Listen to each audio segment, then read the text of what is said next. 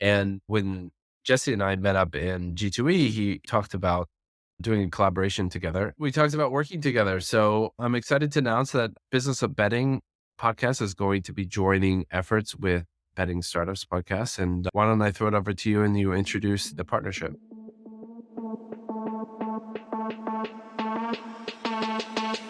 What is up, everybody? I'm Jason Trost, the host of the Business of Betting podcast. Sorry for the absence. It's been a while. I'm really happy to be back. Today's guest is Jesse Learmonth. He's the host of Betting Startups podcast. Jesse is somebody I've been following for a long time. I'm a big fan of his podcast. We got to spend some time in person at G2E and we're kicking ideas around and thought I'd love to have him on the podcast. So it's a little bit host on host action today. So why don't we kick off with that to start? As a host, why did you get into podcasting? What was your motivation to start with this? Yeah. So, I mean, other than consuming too many podcasts, probably I came to a point a couple years ago where I made some changes professionally in my life, and we could talk more about that. But there was sort of a window of opportunity and sort of a combination of factors that led me to say, you know what, I think now is the time for me to stop listening to podcasts and actually start recording one. And when I thought about what I wanted to do, I've always been really interested in entrepreneurship and, sort of startup culture and going from zero to one. And, I've spent the last 14, I guess, years now in this industry. So sort of the cross section there is startups within the betting and I guess wider real money gaming industry. And I said, you know what, why don't I try and talk to all of these founders that are launching different types of businesses and projects in this space? And, 2 years later, we're here creeping up on 100 episodes and there's no sign of slowing down, and the number of entrepreneurs entering the space seems to be only accelerating. So yeah, it's been a ton of fun. Obviously give me an opportunity to talk to lots of people and, sort of keep my finger on the pulse of a very rapidly changing ecosystem. And, obviously as well, kind of some interesting opportunities organically emerge from talking to that many people over time. So yeah, that's sort of the origin story in a nutshell, but it's been a ton of fun. And I will say up front here, I've been a big fan of the Business of Betting podcast for a long time, both since you took over, Jason, but also your predecessor, Jake, did an awesome job getting this thing going. I remember back in 2018, maybe 2019, I was spending a lot of time in central London working when I was with Pinnacle Sports, and in the office there, a lot of the teams that I worked with there were big fans of the pod. So I have a very soft spot for it, and happy to see you return after a 3-month absence here, and looking forward to hopefully a more regular publishing schedule for you in the pod as a fan. Yeah, it's been the absence has been too long. I'll get to that in a little bit. As we were preparing for this podcast, you and I were talking about what it's like to be a host, and two of my favorite podcasts that I listen to is the All In podcast and Prof G podcast. And what I really, really like about both of them is they're both sort of subject matter experts, largely around tech. Prof G he's an entrepreneur, and the guys on the All In podcast, they're mostly entrepreneurs.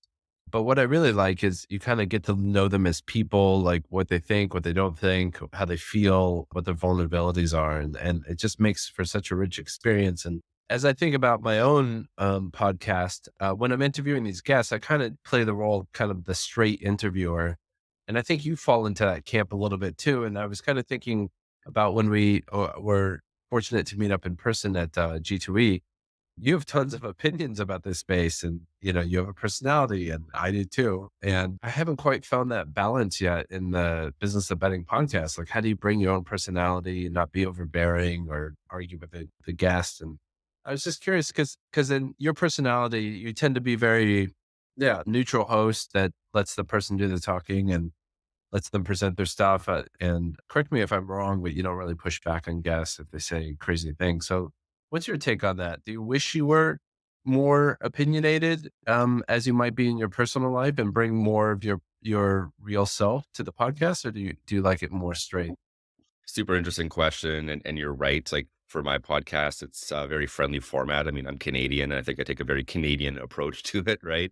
Look, at the start of it all, I really went back and forth with this. And, when I started the pod, I really wanted to try and get to 50 episodes. That was a goal I set for myself. And I sort of concluded in thinking about it that if I took a little bit more of, I'm going to say aggressive, but like, if I push back a little bit more than maybe I naturally would. I had a little bit of a fear that people wouldn't come on my podcast and I would never make it to 50, right? So I really wanted to sort of create a pretty friendly format where, yes, I am predominantly just asking questions, maybe layering in a little bit of my own perspective. But what I'm really not doing is pushing back or like really evoking my own opinions.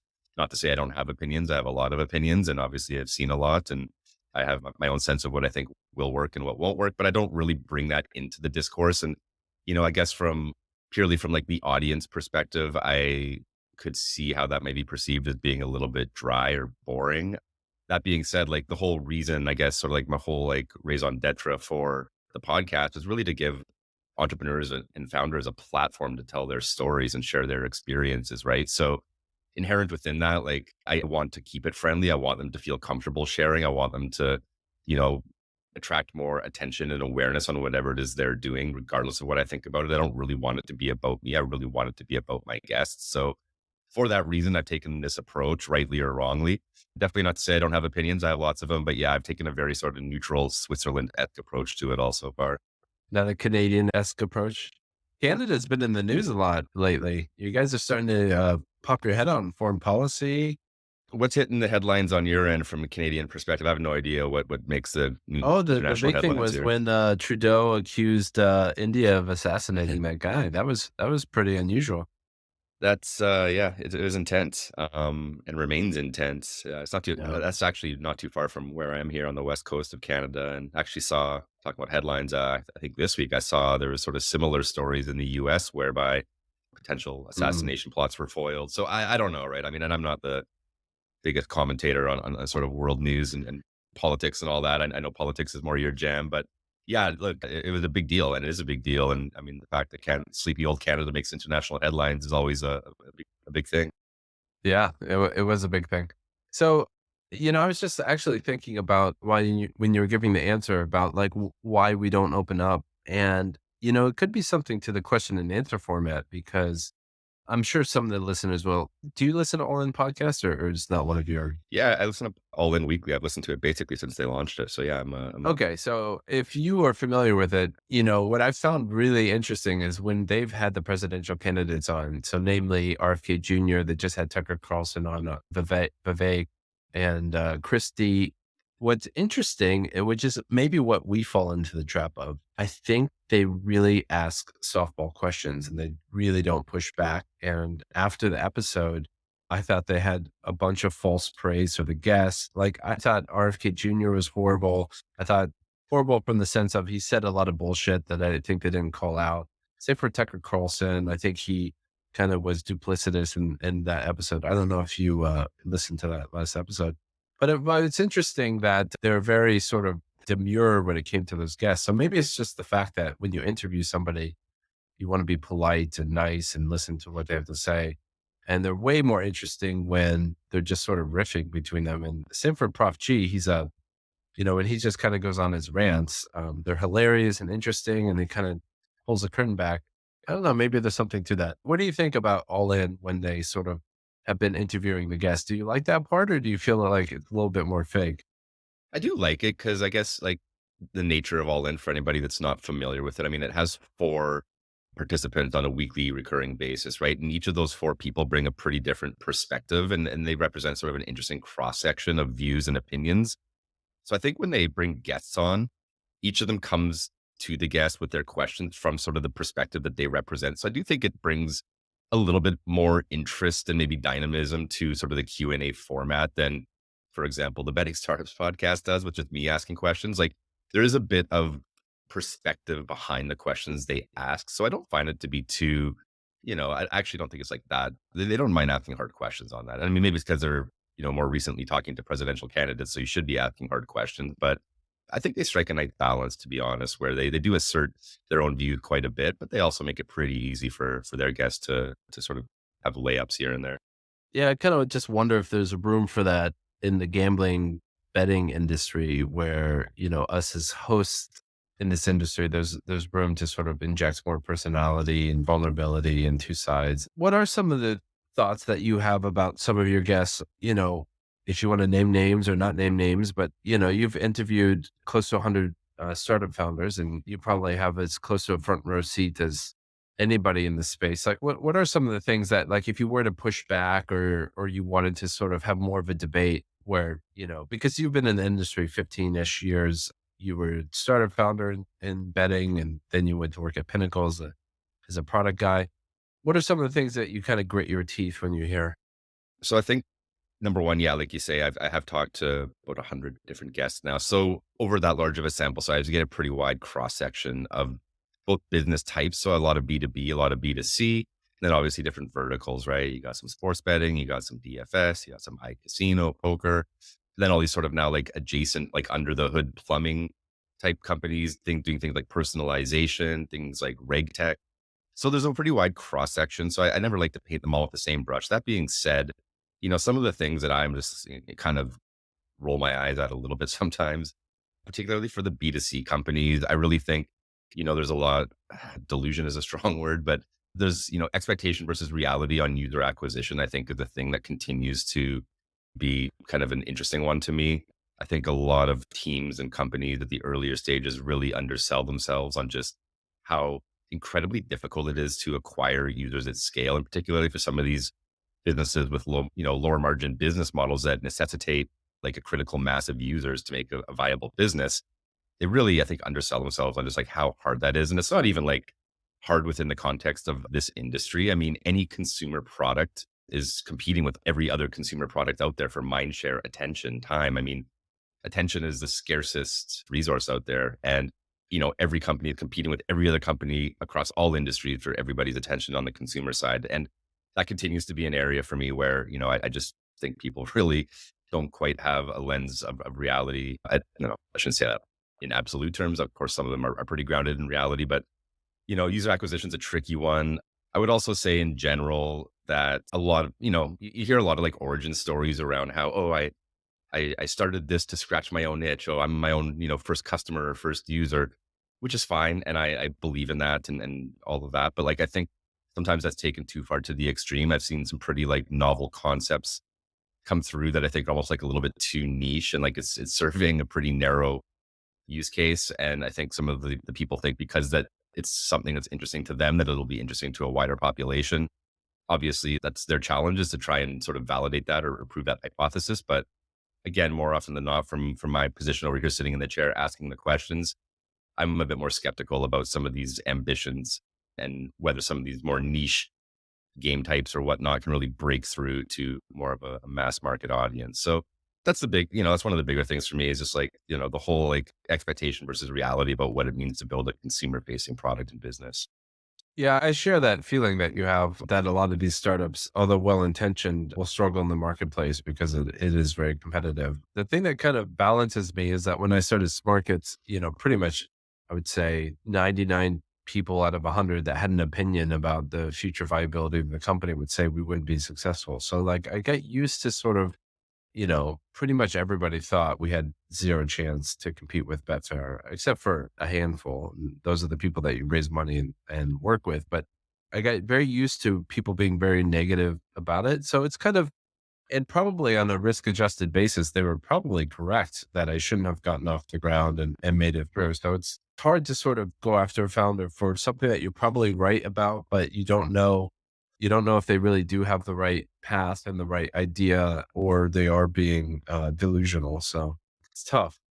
It's tough. And like, I don't want to be, a doomer, and I don't want to be another voice of like, I don't want to be that negative voice for people. Like I do want to be supportive however I can. And again, maybe that's the Canadian in me. I want everybody to succeed. That may be delusional, like thinking everybody Yeah. can win. That's obviously not realistic, but like in my heart of hearts, like I do wish that. Obviously that's not reality, and it's a competitive marketplace out there. I'm asking the question more from the lens of not like, can we tear down startup founders and shit on their dreams? It's more from the perspective of like being more real, like, is there a way to sort of, I'm being like philosophical about being a podcast interviewer, but like, is there a way to ask the question, push back, not be a dick, but also get into more interesting conversations? Because I do think that the origin story does matter. How you acquire customers really does matter. And your ability to compete for attention is, I mean, that kind of dictates everything. For sure. Cool. So one of the things that I'm super passionate about in sports betting, I mean, the reason I did business of betting is because I think betting for as big as it is, it's pretty lo-fi technology. I come at sports betting from the financial technology angle, and the main thing that I think is insane is the price. I was trading stocks back in 2003, 2004, and like a penny here and a penny there was like the difference between being the top trader and getting fired. And essentially, price is everything. And then I saw the sports betting industry. I mean, mainly through the lens of political betting, but then I saw that you could do this all with sports, and the bid offer spread is like 10%.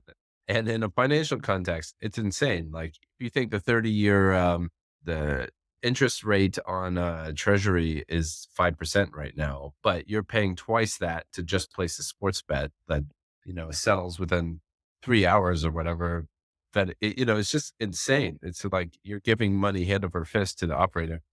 And my hypothesis has always been like, this is the whole point of technology. This is the magic of technology. And what I see in the industry is actually getting away from the magic of technology and going more on this sort of the carnival ride of marketing, where the traditional model is customer pays 10%, you take that profit margin, you spend a ton on marketing, you spend a ton on bonusing, and you sort of create this cycle. And in my opinion, that cycle should be broken. So that's my motivation for Smarkets. That's my motivation for doing this podcast, and not just sort of pushing my perspective, but also I think there's sort of a lack of interesting ideas being discussed in the industry for as big as it is. It's very traditional. It's just sort of like marketing dollars in, customer money out. It's not that much sort of innovative thought about it.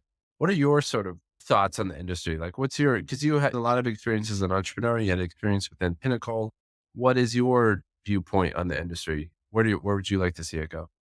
Yeah, so from a purely sports betting perspective, I mean that's the vertical within I guess the broader industry I've spent all my time in. I mean, for you in markets, that's where you spent your time as well. So I guess just within that context, I also am a little bit of a romantic around this idea that I do believe there's more value that could be accrued back to the user or the customer. And I guess over my time in the industry, like I've had a few main chapters without getting too much into it. Like my first 5 years was with my own startup. We were building at that time, and this is 2010, 2015, just to timestamp it. So way before the repeal of PASPA, like there was no market to speak of. So we were too early in startup terms. But, the spirit of what we were trying to do was to really like empower sports bettors to bet more confidently using data. And we were building tools to really help them with that. So it was really sort of our rallying cry was to like empower people with data and to really sort of help them get a little bit of an edge back against the books who inherently have an edge baked into their prices, right? And that was sort of our why. And then I guess the second main chapter I've had within this industry, as you alluded to, is my 6 years with Pinnacle Sports. And Pinnacle notoriously is a low margin bookmaker. Obviously, they're a wildly influential bookmaker when you talk about sort of global prices of betting markets. And their whole value proposition, their whole USP is predicated on the low margin model and really delivering value back to their customers, right? They don't have basically had a $0 marketing budget there. I was actually responsible for the marketing teams for like 3 of my 6 years there. And there really wasn't much of a budget, right? So how do you market when there's no budgets? You have to get very creative. All that to say, like, instead of having all of these above the line, marketing campaigns and bonuses and all of that, take that spend and actually just reduce the price of the ultimate product and deliver that value back to the customer that way. Like that really philosophically aligns with me. And I guess in my post Pinnacle time here over the last 2 years, like I continue to believe strongly that, competing on price and delivering value back to customers, back to bettors, there is more room for that. And it's a little bit, some days disheartening when, you look at specifically in the US, right? Let's call it what it is. Like all these operators competing, the packaging and delivery of like same game parlay products, which have like 20 to 30% margins baked in, selling these things as lottery tickets where, you get a $5 like 18 parlay to win several $1,000s. Like they're basically like packaging these things as like lottery tickets, right?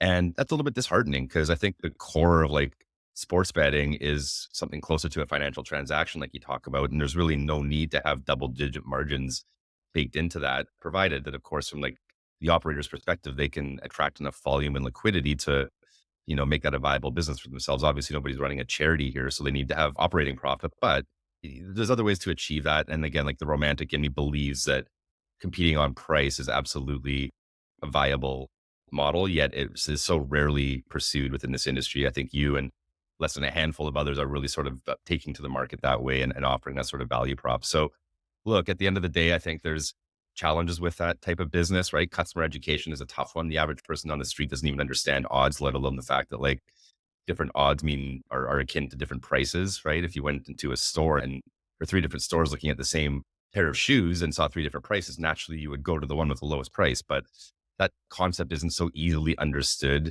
in sports betting. So I think there's an education component before that can become sort of a mass market, sort of opportunity. But in the meantime, yeah, there's a lot of room to carve out a meaningful position, I think, by competing on price and delivering that value back to the customer and just focusing on that. And, there's lots to go around. I think what you guys are doing really, I think, serves as inspiration in some ways and a case study in many ways that it can be done. It's just, you really have to believe in that. And it's not going to be easy. It's tempting to probably take shortcuts and really focus on these higher margin products and make it more of a margin play. But the end of the day, look, the romantic in me believes that there's enough to go around for everyone. And right now, I think it's skewed probably a little bit too heavily toward the operators. Yeah, we have about 1% market share in the UK. So we're on the board, but we're not in the top 3 or 4 bookmakers in the UK. And what is I would probably describe myself as a romantic in that vein as well. What's your rationale or your explanation why the Pinnacles markets, Betfair exchanges of the world haven't grown to dominate sports betting and it's more the Bet365, FanDuel kind of thing? Like what do you think is what's going wrong in the industry? If you believe that, as I do, that that's the direction we should be going, what's going wrong? Well, yeah, a few thoughts on this. I mean, one is the fact that, many people treat sports betting as an entertainment activity, right? So if you sort of view it through that lens as it's an entertainment activity, therefore whatever cost you incur doing that activity, you sort of justify it as being for entertainment, like you would going to the movies. Then so long as you're getting that utility and that entertainment value out of it, you know, a certain subset of people probably don't really care like what the price of that entertainment is, right? So that I already think like across the market, segment the market. I don't know how you view it, but I would probably have it as, I don't know, this is a very subjective number. I'll say 10% of the betting population probably really cares about price and, grinding out an edge and sort of betting for the purposes of generating profit. Like it's a profit seeking activity for maybe 10% of people. I don't know if that's a right number or not, but like what all that to say, like I think the vast majority of people that bet on sports do it through the lens of entertainment. It's to give them a rooting interest. It's to sort of back an opinion that they have for their team. It's to sort of, yeah, demonstrate their fandom. And I think those people are going to be just generally less price sensitive because the reason they're doing it, they don't need to get, 3 points off of a number or something like that. Like, so that might be the limiting factor. I think that's sort of what I've concluded so far. I mean, Pinnacle, we tried and tried and tried and made some progress in saying that. Like, it's not like it was a failure, but like, we had like hours of internal discussion there about like, how do we position the Pinnacle product and like, what do we need to do to this core value proposition to make it more appealing to the masses? And it's a challenging thing, right? Like, yeah, you can, do all like the UX, UI magic in the world. But at the end of the day, it's like some people just want an 8 game, same game parlay, right? Like there's some sense of the population that's just there for that. And that's fine. So I don't have obviously a silver bullet answer to that. It's tricky. I just think that the percentage of the population that's betting for profit is too small to really make any like meaningful difference. And maybe that's reflected in market shares. I don't know, but I'd be interested to hear sort of what your thoughts are on that, Jason. Yeah, I mean, if you take betting in it as entertainment, which it certainly is to a certain percentage of the population, like if you took classic entertainment, like a show or a movie or a roulette wheel or movie tickets are incredibly expensive now. If you had a movie theater that was $3 a show, I imagine that movie theater would be sold out every day, right? So I think just because it's entertainment, I think people are incredibly price sensitive. Like if you look at airline tickets, like the whole Southwest JetBlue kind of vibe of, 80% the legacy carriers for 50% the price kind of model. I think that people do, even if they don't think about it explicitly, I think people do want better prices. I think the issue is that odds are incredibly complex and unintuitive and nobody knows what true value should be. And minus 10, like what the fuck does minus 10 mean? Like nobody knows what that means. So, if I really want to understand the probability of minus 1 in 10, even though I like run a sports betting company, I literally have to get out a calculator. It's so unintuitive. So I think there's something to like making it more intuitive about how much value you're leaving on the table. In terms of same game parlays, there's nothing in the laws of physics that says you have to have a 30% margin on a same game parlay. So same game parlays could be treated just sort of like any other financial instrument and have tighter bid offer spreads. And so like that's what we're trying to do. We're trying, we do have bigger margins on same game parlays because, people aren't that price sensitive. And so it is a place for us to drive revenue. But at the same time, long term, there's no reason theoretically you couldn't have a 1% margin on the same game parlay. So like there's nothing stopping you from that. In summary, like, as the romantic, I like that term, the romance of sports betting. I do find it quite sad that the Betfair Exchange, the Pinnacles of Smarkets really haven't figured out a way to truly revolutionize the industry. And if anything, if I had to sort of look at the industry right now, it's like, I would say it's going backwards. I still believe that there's a role that price will dominate at some point, but I think that nobody's figured out the right product to make that happen. So that's what I'm like. That's my job when I go to work every day trying to make that happen. All right. Well, I want to say a few words about the podcast. So, as the regular listeners will know, I'm very, very sorry for not having recorded an episode for 3 months. I actually did an episode with somebody about a month ago. So it's not a great excuse. And it just wasn't very good quality. The audio wasn't good quality. The content was very good. So I decided to not publish it. But one of the things, just sort of peering the veil back, I have 3 kids. I have an 11-month-old. So like I run ragged with my kid. I'm a full-time CEO. So that also keeps me busy. I go to the office as much as I can. And sometimes the pod falls through the cracks. So it's been a labor of love. I do this because I really care about it. And when Jesse and I met up in G2E, he talked about doing a collaboration together. And I thought, speaking of my kids, my son is sick today. You're on TV right now. Or you want to say anything? Okay, he doesn't want to say anything. That's my second one. We talked about working together. So I'm excited to announce that Business of Betting podcast is going to be joining efforts with Betting Startups podcast. And why don't I throw it over to you and you introduce the partnership? Yeah. So, I mean, when we talked a couple months ago, I mean, I think my comment to you was like, hey, like as a fan of the Business of Betting podcast, what's going on here? Like, I'm not getting the regularity of new episodes that I would like to as an audience member. And basically what you just said is what you shared with me. You're like, look, it's a labor of love. It's a passion project, but it's obviously not my main thing. So, in the list of priorities, it's somewhere lower down the list. And that's why. And I said, well, that's too bad. What would it take to kind of, get a bit more predictability and regularity with the publishing schedule? So you and I brainstormed, I floated a couple ideas, and basically what we've concluded is exactly as you said. We're going to partner up, I guess through my 2 years of publishing the Betting Startups podcast, and for the most part, maintaining a weekly publishing schedule. I've got a bit of a process nailed down now. I do have some good support and help around me to make that happen, operationally speaking. So I said, you know what, why don't we widen the nets with what my team is working on and provide you some support such that we can commit to getting things back on track with the Business of Betting and get something closer to a weekly publishing schedule happening again. So that's what we're doing. As you said, we're going to partner up. I'm going to help out behind the scenes and allow you to do what you do best, which is talk to people, ask good questions, have intelligent discussion, and yeah, get things back on track. So it's not 3 months in between episodes, and really, really excited. As I say, I've been a big fan of the pod for all the 5 years it's existed, and I just want to see more of it. Right. So, if that's what I can do to make that happen, that's a no brainer. And I'm really excited to, get some momentum behind this and get you back on track with it and make it easy for you to just show up and record every week. Right. And for those that haven't done it before, and I didn't know this before I launched the Betting Startups podcast, but it's a ton of fucking work, man. Like, sitting here and talking for half an hour is the easy part. It's the several hours of stuff around that really stacks up. And on a weekly basis, it's easy to miss a week, and then a week turns into two. So I get it. And I'm pumped. I'm really excited to collaborate with you. Obviously, tonight getting to know you over the last few months, and a big fan of what you're doing. So if I can support you with that, I think that's a win-win, and mostly a win for the audience, for those that are also loyal listeners of your pod.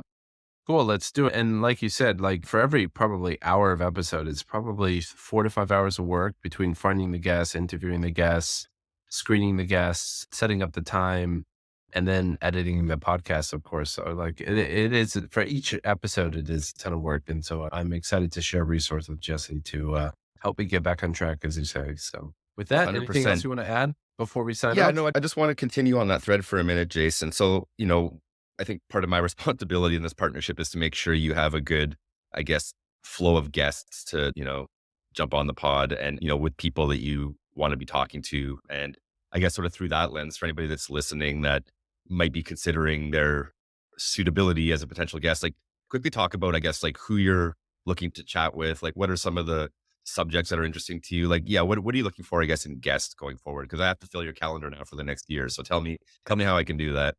Yeah, I would say there's probably two categories of guests, and hopefully the guest fits in both camps. But on one camp, you sort of have the movers and shakers of the industry, the CEOs of the big companies, and I've interviewed some of them. People love hearing from them because they have such unusual sway in the industry and drive the agenda. So people like hearing directly from them. So the CEOs and senior executives from the big sports betting companies is sort of like the one group. And the second group is sort of anybody really that has interesting opinions about sports betting. So that can be somebody senior, it could be somebody junior, but I really like to interview people with unique perspectives. Unfortunately, I wanted to talk to a lot of betting syndicates because they're, talking about pricing. Betting syndicates tend to be fully aligned with pricing, sort of the direction of travel in the industry, but they don't like to come on podcasts and share what their alpha is or their algorithms or talk about how they make their money. And what I've learned is that a lot of times it's not because they're doing something dodgy. Almost always what they're doing is legal. It's more they don't want any competition. So they don't want to tell other people how much money they make. And some of these syndicates make a lot of money betting on sports.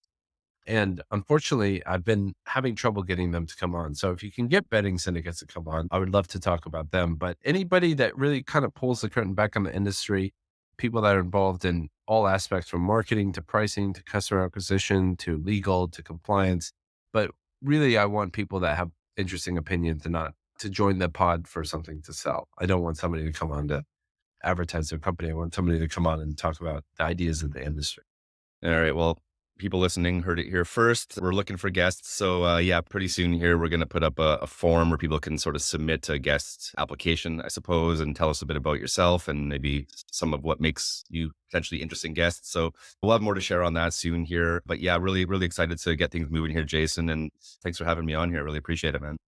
Thanks. You and I need better backgrounds. We both look like we live in the suburbs and have no taste because if you're listening, neither of us have art on the walls and It's, well, truth be told here, it's a little bit out of view of the camera. In my home office here, I'm about to lose it because there's a crib next to me. My wife and I are okay. expecting in a couple of months here. So this little dungeon that I'm currently in, I got to find a new headquarters anyways here. It's not the Ivory Tower podcast production studio that I sometimes joke that it is, but no, it's Got a to start depressing somewhere. backdrop. You're right. All right, Jesse. Well, it was great chatting and looking forward to working together. Likewise, man. I'll talk to you soon, Jason. Okay, cheers.